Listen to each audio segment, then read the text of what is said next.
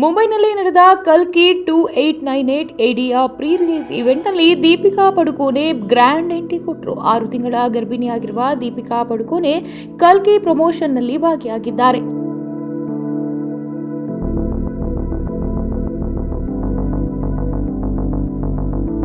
ದೀಪಿಕಾ ಅವರು ಈವೆಂಟ್ನಲ್ಲಿ ವೇದಿಕೆ ಮೇಲೆ ಮಾತನಾಡಿ ಬರುತ್ತಿದ್ದಂತೆ ನಟ ಪ್ರಭಾಸ್ ಮತ್ತು ಹಿರಿಯ ನಟ ಅಮಿತಾಬ್ ಬಚ್ಚನ್ ದೀಪಿಕಾ ಅವರ ಕೈ ಹಿಡಿದು ಕುಳಿತುಕೊಳ್ಳಲು ಸಹಾಯ ಮಾಡಿದ್ದಾರೆ. ಮೊದಲಿಗೆ ಪ್ರಭಾಸ್ ಅವರು ದೀಪಿಕಾ ಕೈ ಹಿಡಿದಾಗ ಅಮಿತಾಬ್ ಬಚ್ಚನ್ ಅವರು ಪ್ರಭಾಸ್ಗೆ ತಮಾಷೆ ಮಾಡಿದ್ದಾರೆ. ಈ ಸಂತಸದ ಕ್ಷಣಗಳನ್ನು ನೋಡಿ ಫ್ಯಾನ್ಸ್ ಮೆಚ್ಚುಗೆ ಕೂಡ ವ್ಯಕ್ತಪಡಿಸಿದ್ದಾರೆ.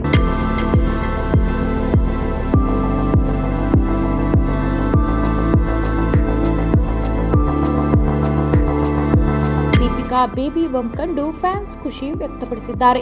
ಕಾರ್ಯಕ್ರಮದಲ್ಲಿ ಪ್ರಭಾಸ್, ಅಮಿತಾಬ್ ಬಚ್ಚನ್, ಕಮಲ್ ಹಾಸನ್ ಮತ್ತು ದೀಪಿಕಾ ಪಡುಕೋನೆ ಸೇರಿದಂತೆ ಹಲವರು ಭಾಗಿಯಾಗಿದ್ದರು.